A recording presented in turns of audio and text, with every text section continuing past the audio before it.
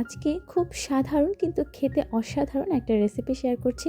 সেটা হচ্ছে চিংড়ি মাছের শুটকি দিয়ে মিষ্টি কুমড়া। শুরুতেই শুটকিটা একটু গরম পানিতে ভিজিয়ে রেখে তারপর ভালো করে ধুয়ে নিয়েছি। তারপর চুলায় একটা কড়াই বসিয়ে দিয়ে সেখানে তেল দিয়ে একে একে কাঁচামরিচ, পেঁয়াজ, রসুন এবং শুটকিটা ভালো করে একটু লাল লাল করে ভেজে নিচ্ছি।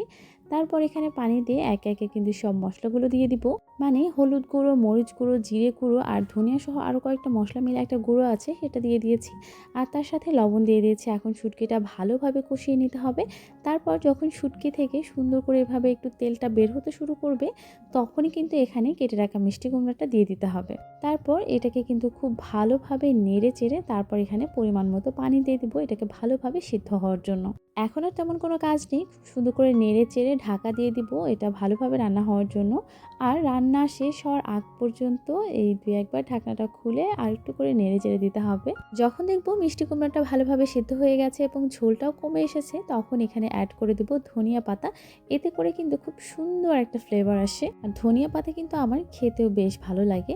ধনিয়া পাতা দেওয়ার পর এটা সুন্দর করে নেড়ে চেড়ে কিন্তু নামিয়ে নিতে হবে। তো এই তো আমার কিন্তু রান্না শেষ চিংড়ি দিয়ে মিষ্টি কুমড়া। এটা কিন্তু খেতে অনেক বেশি ভালো লাগে।